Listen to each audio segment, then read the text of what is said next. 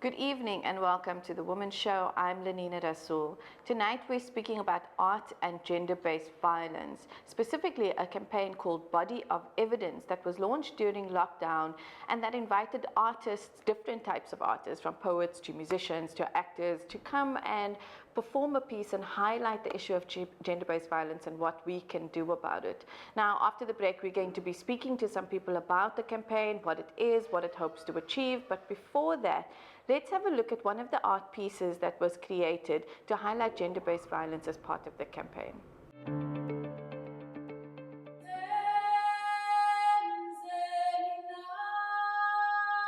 Body of evidence. Body of evidence. Body of evidence.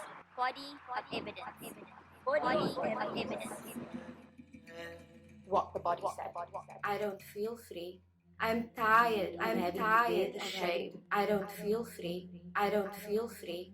Every 3 hours, children wait for someone who will never return. Graves with girls taken too soon, too brutal, too horrifying to name, to document, to find, to mark as danger zones. Danger zones disguised as safe spaces with murderers.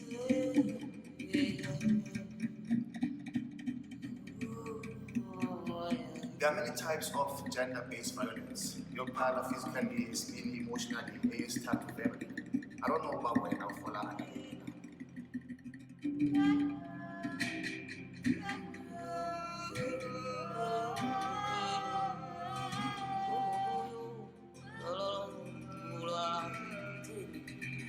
Sibulawa kangaka utheni sidlwengula kangaka thina siqedile ukuthetha ayikho into esaphinde sithethe ayikho seriously so umbuzo umile fanele DSTV fanele sibukwe sonke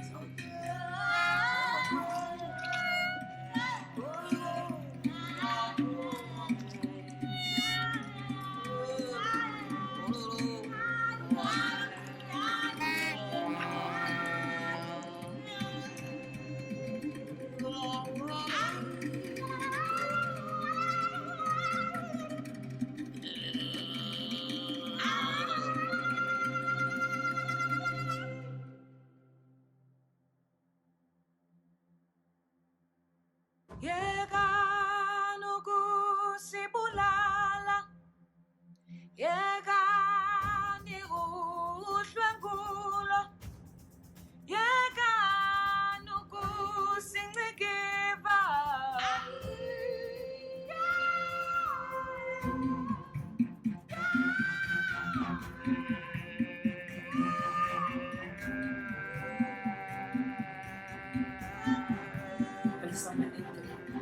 Soos hulle dan manne die masietheid gekry het, was 'n Vrydag.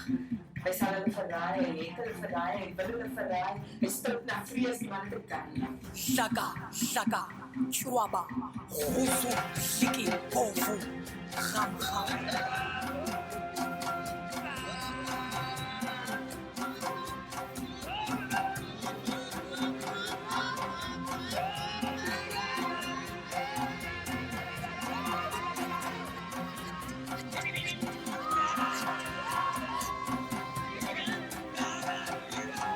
Understand that a fight against gender-based violence must be a fight against all forms of oppression.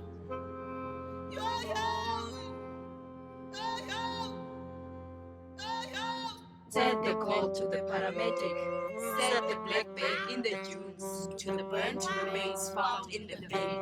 Izawufika emini thina bafazi sizawudikwa ngayo.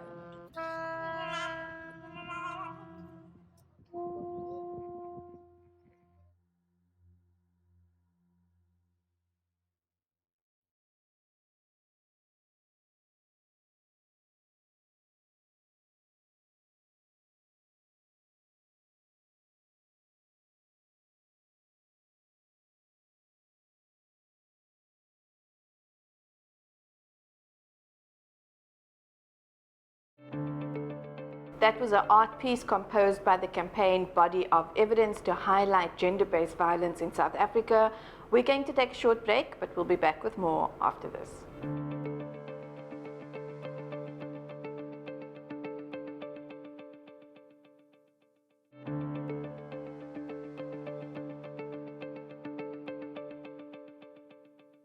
Welcome back. You're still watching The Womxn Show, and tonight we're speaking about art and gender-based violence. And joining me in studio is Faniswa Yisa, who is a actor, director, writer, and producer, and is part of the creative project Body of Evidence. Faniswa, welcome, and thank you for joining us. Thank you for having me. I'm so excited to have you here, as I said before, because Body of Evidence, just the name of the project really struck me. Within gender-based violence, often the body is the evidence. And so it's quite literal. Can you run us through what is this art project and what does it hope to achieve? Well, the idea, the campaign was launched during lockdown. It's such a strange time to be in because we're dealing with a pandemic, and we often forget that we've also been dealing with our own pandemic, especially in South Africa, because we have such a large number of gender-based violence. So in a way, we kind of like forgot that we have a pandemic within the pandemic. And so that's what's happening, and then the campaign is to remind people that we still have the other issues that we have to deal with, because what happened was the pandemic, the COVID-19, just became like an add-on to the problems that we've already been having in South Africa, which is gender-based violence. So it's to highlight that, to remind people that that is still happening, that is something that we still need to deal with. And when COVID is gone, we still need to deal with it. So what happens, we were invited as artists. The campaign is being curated by Mandla Mbotwe and Kondiswa James. They invited us to sort of like talk about it, and we were given like a freedom to sort of like express ourselves in any way that we want to, whether it's an art form or to just have a conversation. So yeah, that's the campaign about talking about gender-based violence, and we're allowed to talk about it in any artistic way we want to. I mean, that's amazing. I've often been thinking about or looking at campaigns, and I think in South Africa we have done so, and I've met artists who have sort of used art to highlight this issue. But internationally also, we saw the Pussy Hats, for instance, in the States, where they were knitting these pieces, and I think we see the most art at the marches, when we see people do the posters and so forth. Can you tell me, we saw a video beforehand, but what are some of the ways, the artistic ways that artists are coming forward to raise the issue of GBV? So what's nice about it is like there's a group of artists who are from different disciplines of the arts. Some are musicians, some are dancers, some are poets, some are just actors. So people are allowed to use any art form that they belong to or they feel comfortable in. We spoke earlier about, we were talking about like the shock effect, dealing with issues. I mean, some people, that's their style, but that's not necessarily everyone else's style. Like for me, I do a lot of monologues, but I also, because that's what I'm known for as an actor, as a monologues, but I wanted to do it in a way that is not, that doesn't really have the fourth wall. So I wanted to have a conversation. So my video is around conversation, you know, just asking people like sincere questions, like what must happen now? I mean, I think women, when you deal with like gender-based violence, we've said it all, honestly. We've cried, we've asked questions. What must happen now? And that was my approach around the campaign. Okay. So Fanny, so I'm going to divert you a little bit, because I want to ask your views then in answering that question, because you're right, we have been speaking for a long time, we have been crying. I often say within relationships and domestic violence, you'll see that women have tried to do everything already for a change towards a sort of a non-violent relationship, but it just keeps escalating. So did you have any responses? So what are your views, and were there any responses from the public in terms of what are the things that we can do now? I'm going to start with the second question. I mean, the response has been amazing. The campaign is doing very well. It's been, I think it's reached more than we expected. There's a lot of people who've been like involved and been commenting the importance of this campaign, because honestly, it's so easy for us to forget. And what the lockdown did is people are forced to be at home. So it heightened that, and the numbers went up. The numbers really, really went up because people are frustrated. So people are not just dealing with their own traumas, but they're also dealing with the trauma of the pandemic. So that's one. And what are my views? It's so hard because honestly, I feel like as women, gender-based violence is not our issue. It's not a woman issue. It's a man's issue. And at some point, men need to deal with their own traumas. They need to deal with their own issues because whatever they're dealing with, they're taking it out on us. And we've run out of things to say. Honestly, I feel like men need to, we understand the violence, we understand the trauma, we understand the history of violence in this country, we understand the history of violence, especially in black bodies as well. We understand that we are literally walking around as trauma. So something needs to happen. And I feel for me, men need to initiate those things. Men need to speak to each other. Men need to find a solution. There's nothing more as women we can say. And this is often what I say because I mean, if you work in the GBV space, one of the questions you have is, what about men? You know, men are also abused. What about men? And what I often say to them is, well, as a man, because it's often a man asking. Like, as a man, what are you doing? Are you creating a safe space for your brothers to come and speak? Because the fact is that women cannot be those safe spaces. Nobody can come to me and say, I beat my wife. If I don't feel safe, I can't be a safe space if I'm not feeling safe. Exactly. Veniswa, I want to ask you, so another thing actually that I'm pretty passionate about, and it's interesting that you're an actor, director, that you're in this industry, is the influence of media in this space. So one, I love that we're using art because I believe that, you know, they say art imitates life or life imitates art. In terms of gender and in terms of looking at the influence on girls and women, we know that we come out of a history where women have been portrayed as objects, portrayed as a certain way. And I have a daughter now, she's 7, so I'm often looking at the fact that our media today is still doing a lot of the same things. And I mean, one of the examples I give is like, look at Minnie Mouse. You know, at some point my daughter only wanted to wear really short skirts, but when I look on TV, every cartoon character was wearing really short skirts. And so it really opened my eyes up to this objectification. So what is your take on the role of media in addressing sort of social issues? Look, I feel like, because for me, gender-based violence is it's about violence. Do you know what I mean? I feel like the media plays a very big role in normalizing violence, which for me, that's the sad part. Is like it's so normal. I mean, even not just the media itself, even on social media, because it's been so normalized for so long that we bought into it. I mean, the fact that when there's a campaign, already men are going like, but not all men are trash. You're like, oh, you're missing the point. Do you know what I mean? And it goes back to what I was saying. Those are the things that men need to deal with themselves, to figure it out themselves. So, objectifying of women, we see it. And sometimes it's so micro as well. It's like, what are the roles that women are given, even in like series, in the dramas, in our soapies? What are the roles that our women are given, and what are the roles that a men are given? So the power dynamics is still there. So, and you cannot separate the two, because rape is a power thing. It's a violent thing. You know what I mean?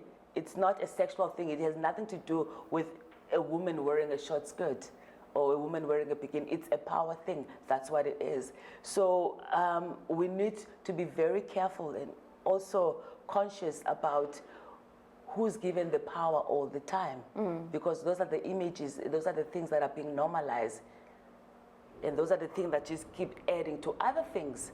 You might not think the fact that men are so powerful in our media, men always have the best roles, that it's connected to everything else. Because if you have a boy child and a girl child, how those two go out into the world are totally different.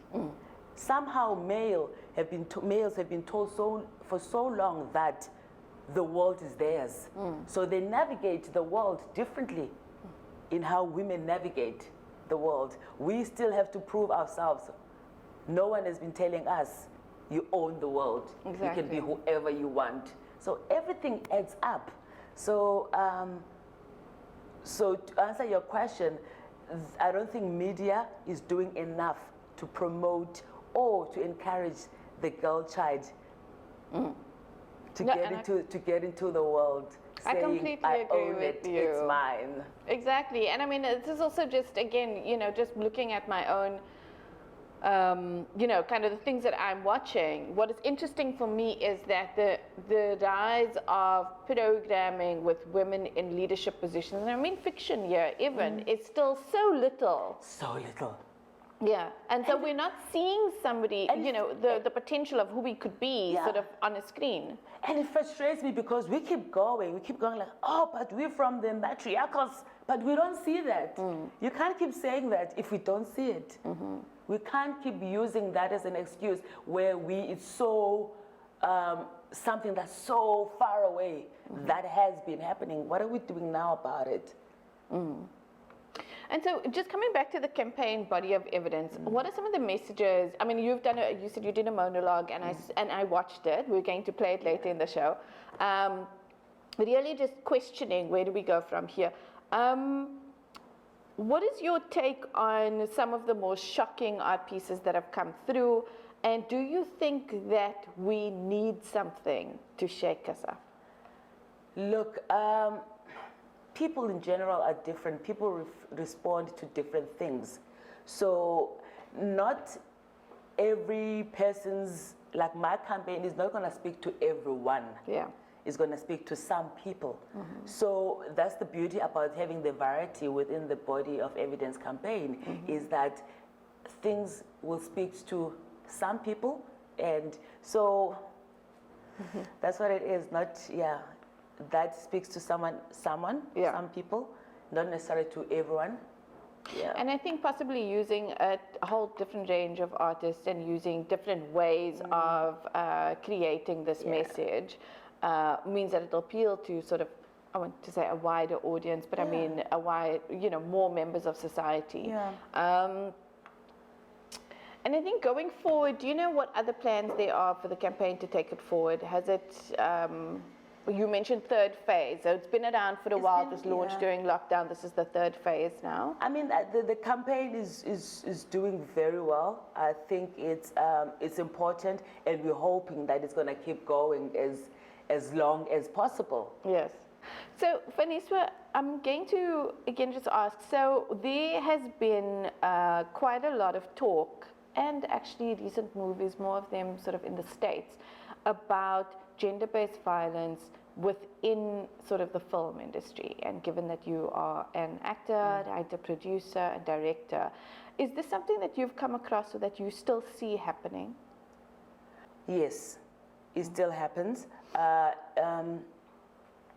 Because I think, first of all, we need to understand that we cannot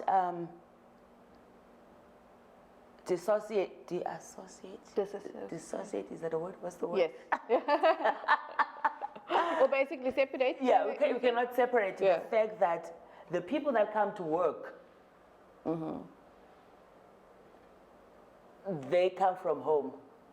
And most of the time people bring whatever they bring, whoever they are at home, and they bring it to work. Do you know what I mean? If you're an abuser at home, chances are you will be an abuser at work. It might not be you hating your wife because your wife is not there, but it could be a verbal way of abuse. It could be abuse, it could just also be your body language.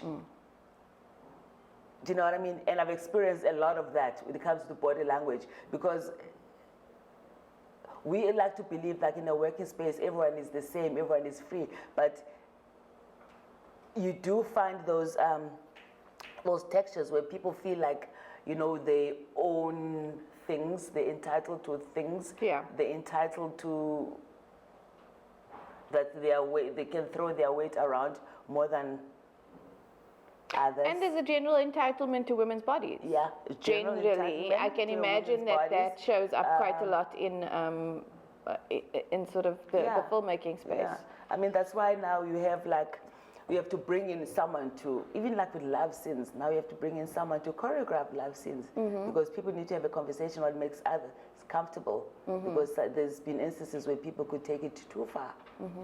From you, what do you think are sort of, as an artist and having, following gender-based violence and looking at what this issue is, what do you think are next steps, or what do you think are little things that people can also do? So it's sort of like a message, like what can we do about it? It's for me, we need to create safe spaces for people to be comfortable to talk about it.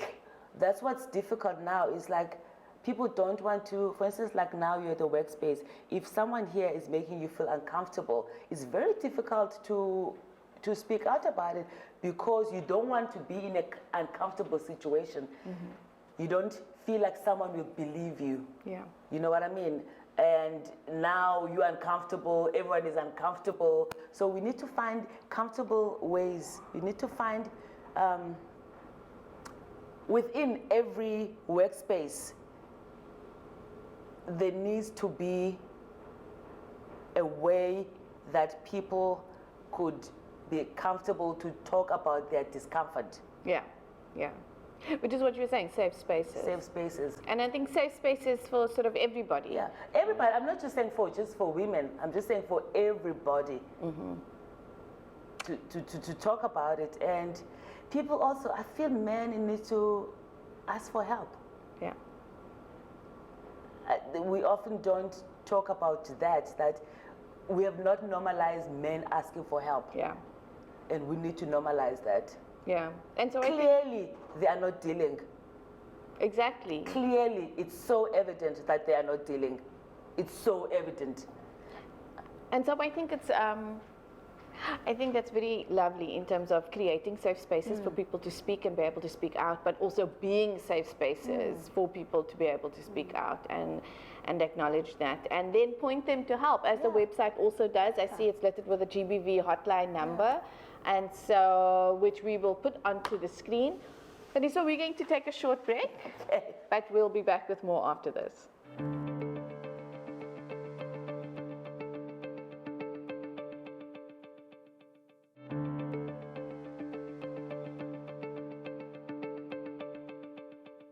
Welcome back. You're still watching The Womxn Show. Tonight we're speaking about art and gender-based violence, and before the break we spoke to Fanny Swayisa, who is a creative artist, part of the Body of Evidence campaign, and who is also an actor, producer, writer and director. Now we're going to hear more about the Body of Evidence campaign, when it was started, why it was launched, and what it hopes to achieve. Welcome, Mandla, and thank you for joining us. Thank you for the invite, Lenin, and I'm looking forward to our conversation. And hello to all the viewers of the Cape Town TV. Okay, thanks, Mandla. So I'm really happy to have you here. We've spoken a bit in the show about the campaign, the Body of Evidence, and now just want to sort of go into how was this campaign started? When was it launched? What does it entail? Well, the campaign was conceived right in the middle of the lockdown last year. As a matter of fact, it was a response into a continuous, continuous developing of the numbers, the continuous increasing of the numbers of gender-based violence and femicide in South Africa. It was shocking, the fact that actually the statistics boiled down into the fact that every 3 hours a woman is being murdered in South Africa. That's huge. That's shocking. That in its own, I mean, it tells us that we are living in a second pandemic. And I mean, the president alluded that earlier this year, When we sat with also with our sponsors and discuss this, it was quite important for us to act upon it. And as part of acting upon it, we had to look at what are our relationships and what are we currently engaging with as companies and as artists.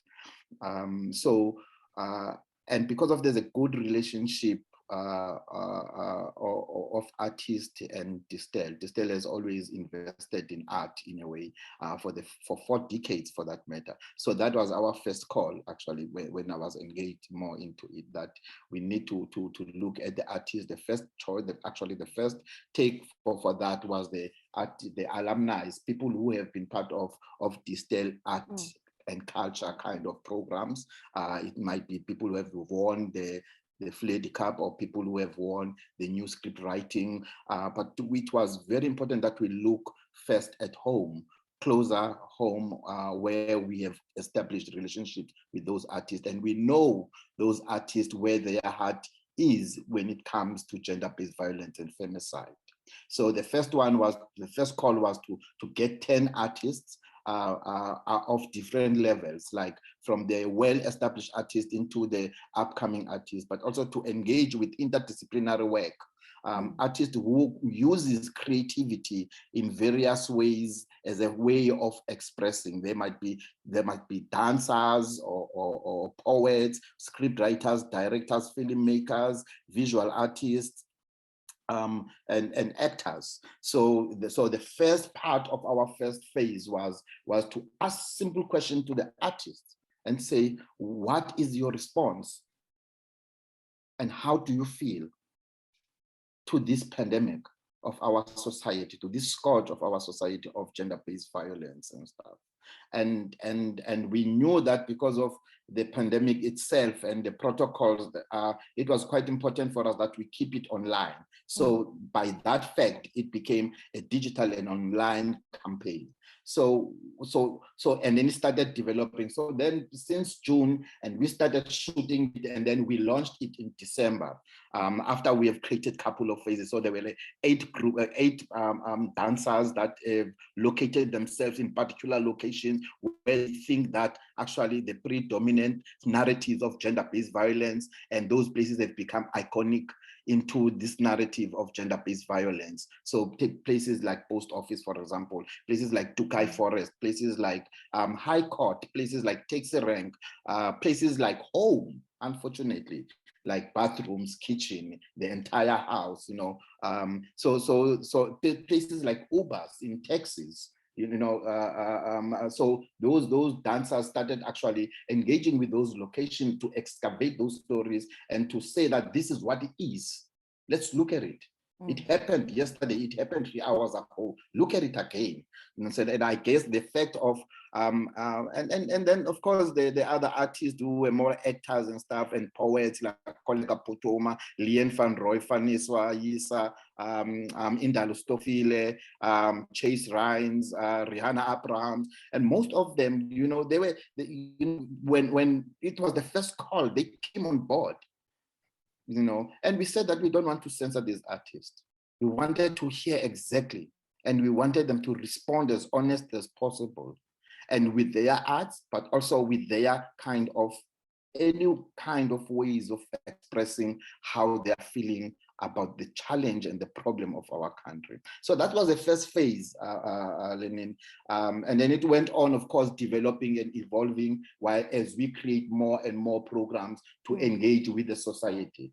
But alongside with that was the fact that it was quite important for us that stories are powerful things.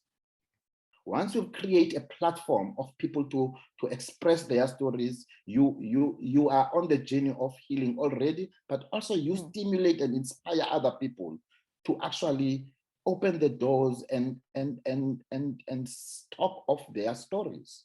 And for us, that was the first phase of it. We call it venting and creating platform for sharing experiences in a way.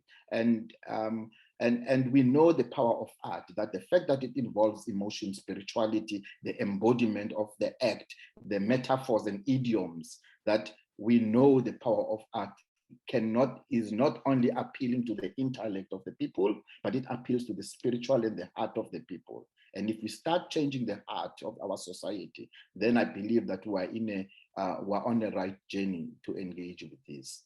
And wherever there are emotions that are involved in a way, you are actually engaged in society into the deepest level than just giving them the script or giving them a speech in any way. We've seen art in the country, internationally, what it can do in terms of conscientizing, mobilizing and organizing people, but also in terms of challenging and agitating illnesses of our society, but also providing possible healing factors and healing activities among that.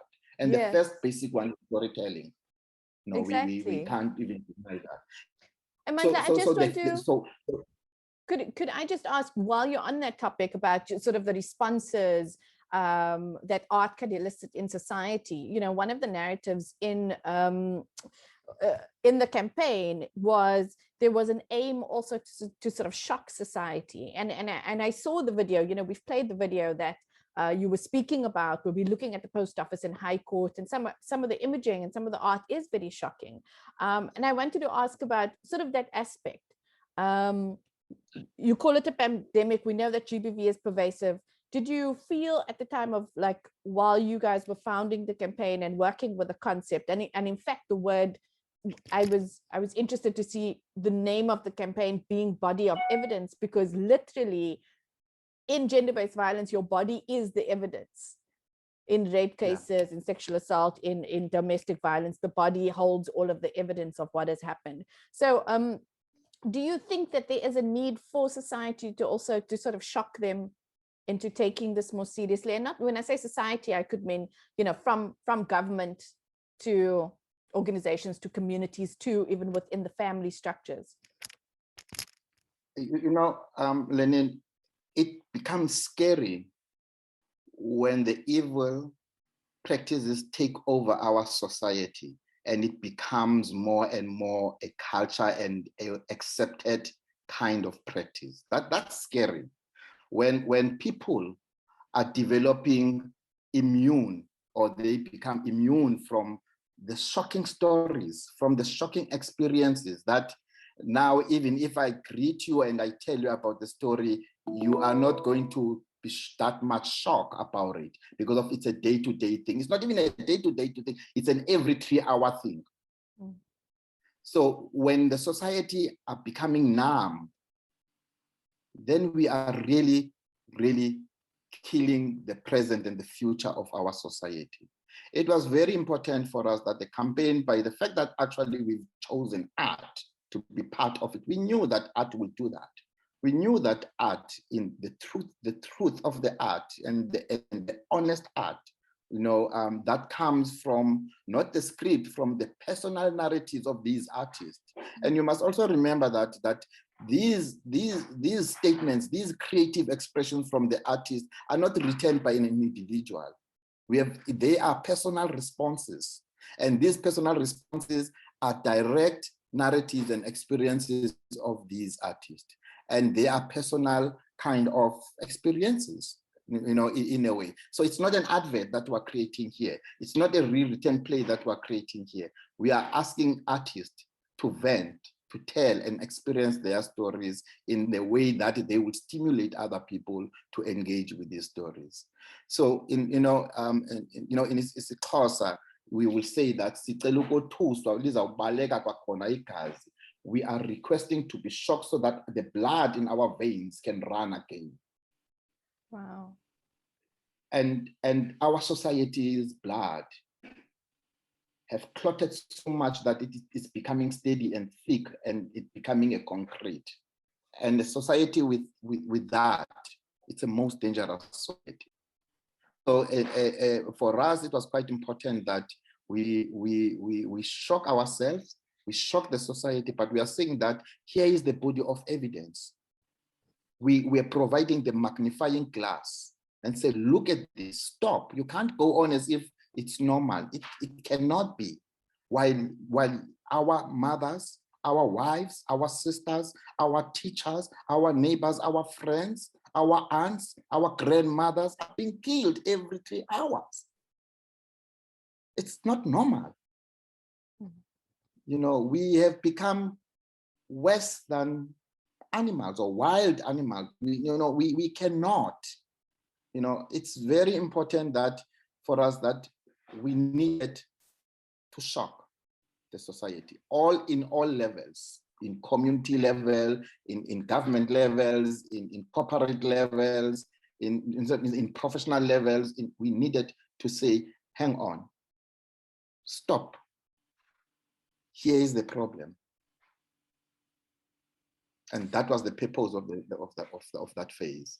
I hear you, Mandla, and you explain the importance of art for this topic, or the use of art, and the use of art to appeal to not just sort of, I think, the intellectual side of trying to solve GBV, but also, you know, our emotions and going to the heart of the matter. And so I just want to ask you about, you know, art has got a long history with activism. We've seen in South Africa, but also globally, you know, and the use of art and the use of storytelling to sort of highlight narratives. And we know that in much older sort of during times of slavery and so forth, we know that music and lyrics and storytelling was used in very interesting ways. I saw something on Facebook the other day where the way women braided their hair actually sort of mapped escape routes, which is amazing. And so looking at it from that context and from the context now, can you just give us a little bit about why art is so important in activism? And I ask this also because I know that artists traditionally struggle economically because art is important, but not, you know, taken. Yeah, I think there's another fold of the campaign. It was a full understanding and acknowledgement of the art industry and how they have suffered, and how this kind of lockdown of coronavirus pandemic have actually pushed them into their lowest part of well-being. And part of the campaign was to really try a way of employment for these artists. I mean, so far we have employed, the campaign itself have employed more than 48 artists, and we continue doing so as the campaign roll out and develops and evolves into another level. So it was quite important to actually just to note that the campaign itself served two purposes. I think they're both important. And then the other one, I've mentioned the power of art. You know, that art was not only as a reactional kind of instrument in our society, in our family. Art was responsible for the intellectual and the spiritual well-being of a human, of a child, right from the domestic storytelling around the fire, right from the traditional and rituals that were taking place in our societies. Art was actually responsible to take people from one stage into the next stage. It was responsible for the relationship and the communication that hold the intergenerational together. It was in art that our soul, our archives, our past together and was navigated into our present, so that we can think and imagine our future in a better space and in a better way. So it was art, but also it is art that actually draws us closer and closer to the reality of our society. It is the art that's so hard to censor. Artists are so hard to censor in a way. So they are the most dangerous people to politics, you know, because of they say what they think and how things are. So hence one of the challenges about artists was that it's so hard to unify artists because of they think differently and they act differently because of they respond individually to certain issues in their own creative expression. So I think for me, that's the power of art for me. But also the art itself is able to, because of the fact that it embodies the narrative, and we know that when we say the body of evidence, that the narrative of pain, of wounds, of stories, of experiences resides in our bodies. It resides in our language. It resides in the way that we look at the world. And art allows us to engage with those narratives in a direct way as an embodied kind of work in terms of the artistic expressions. And it's because of that, I think that art goes deeper than intellect appeal. It goes to the spirituality, it goes to the heart, it goes to the soul. But also we must understand arts and culture holds the soul of the nation. It is said that if the nation doesn't have arts and culture, it has lost its soul. It has lost its identity. It has lost its humanity. So we have launched now, we have passed the stage of what we call the venting in the platform. We need to partner this thing. So I must say that right through the entire campaign, we had ProCare as part of the 24/7 kind of helpline to help the people that in need, who needed to engage with people. And now in second phase, we have actually partnered also. So as we grow, we develop partnership with people. Now in this second phase, we have created what we call the content series or conversations with artists, which is more elaborated. This thing comes in segments. So for example, we will have part one of artists like Bongile Mansai and Masasa Mbangeni, Kolosa Putuma and Leanne Van Roy, and we are actually those are another conversation. Other conversation is with Anne Jury May, Juris May, and with Vuyolwetu Nompecheni. So we engage and express these things and expand in this conversation even more deeper into it, but also to continue actually encouraging the society as a whole to start sharing their stories. And for that matter, we have created something that we call the ebook, where we appeal and engage with artists to be part of this ebook in terms of sharing their narratives and sharing their stories and posting their stories, of course, in a systematic way that we will develop. Thank you, Mandla. I mean, I think that's wonderful. I was also, very happy to see, I mean, the helpline is also on every web page, on every page that we can see, but also additional videos by, for instance, a social worker looking at sort of the learnings around sort of domestic violence, around gender-based violence, what it is and where people can go for help and what it is that they're experiencing. I just want to ask before we go, so what are ways that people can support the campaign? When other artists want to get involved, or even just the general public, how can we support? Well, I mean, one can reach us on the website. There are also contact details there in our website, which is www.bodyofevidence.co.za.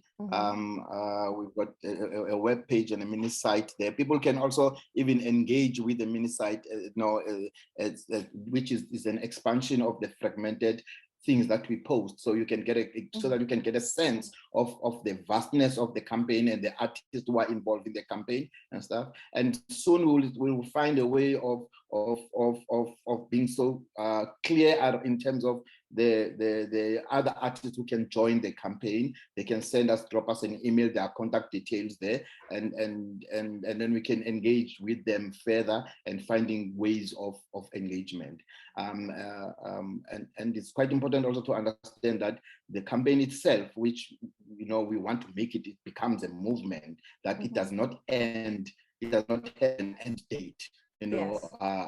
As long as we are engaging and we are suffering under this pandemic as a nation, the movement and the campaign, it cannot end. It cannot have an end date in a way. And I think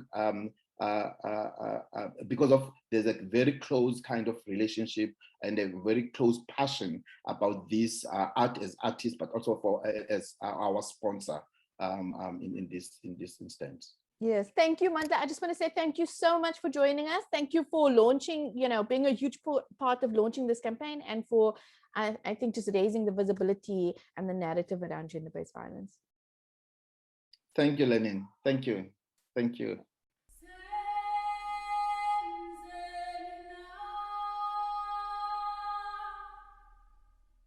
Ayikho into thina bafazi sinophinde siyithethe ngalo mcimbi wokuxhatshazwa, wokudlwengulwa nokubulalwa kwabafazi. Sithethile, sikhalile, sibuza imibuzo, akho zimpendulo. Kodwa into eyenzekayo, amanani ayonyuka. Amanani okufa kwethu, amanani okudlwengulwa kwethu, abantwana bethu abalahlekayo ayanyuka. Sinemibuzo, impendulo azikho. I-gender-based violence ayongxaki yabafazi. Cacile uba ngaba amadoda anengxaki nabafazi. And ndiyabuza uba ngaba kude kube nini? Funeke sibhubhe sonke, okanye umntu ufuneke kude kudlwengulwe, okanye kubulalwe usister wakhe, okanye umntanakhe, okanye umamakhe, okanye u-anti wakhe, ukuze sithathe seriously.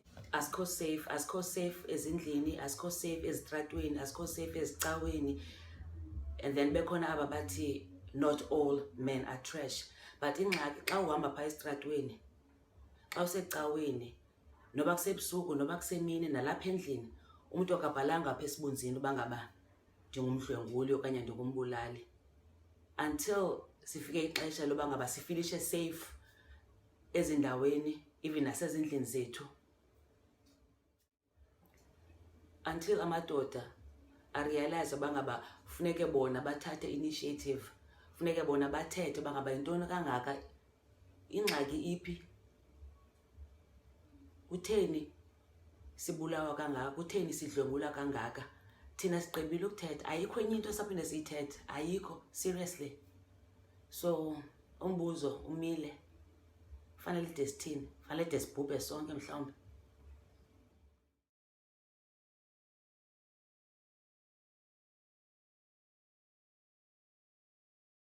We're going to take a short break, but we'll be back with more after this.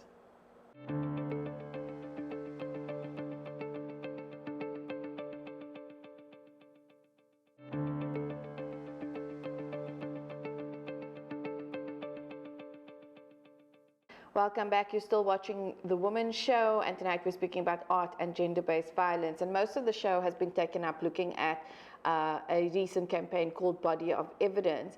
On its website, however, there's also information about what is gender-based violence, what you can do, and in particular a video with a social worker explaining the different types of gender-based violence. And so we're going to have a look at that now. I'm Genevieve Philander. I'm a social worker for the past 16 years. I work on grassroots level. Despite all the social issues that we are facing in the communities, gender-based violence is one of our biggest challenges. Gender-based violence is violence towards a person based on their gender and also because of the unequal power relationships between men and women. We see different forms of gender-based violence in communities such as domestic violence, physical violence, emotional violence, isolation and sexual violence, and also economic violence. Economic violence is where the perpetrator controls the victim's finances or forbids the victim to work. Gender-based violence can happen to men and women, but in most cases we see it's usually women who are the victims. I see how violence steals the joy, the self-worth, the dignity of women everywhere. When a woman is the victim of gender-based violence, she is not the only one who suffers. Children, families, and communities are affected. Children who are exposed to gender-based violence grow up and often turns to violence as means of communication. In my work as a social worker, I see how people fear to speak up. They suffer in silence and alone. But as a social worker, it's also good to see the triumph and the empowerment when a victim decides to speak up and to say enough is enough. There's so much satisfaction to see how a victim takes back her power and rebuilds her life. So there is hope amidst the violence. Resources are available to help so that you can break free from the cycle of abuse. If you are a victim of gender-based violence, please speak to a social worker closest to you. Go to the local police station who will put you in contact with professional assistance, get a protection order from your local court, or call the toll-free number 0800 428 428, a 24/7 helpline where you will get assistance. You deserve protection. Gender-based violence is not acceptable. It's up to all of us to take the hands of those who suffer to help them to be strong again. Enough is enough.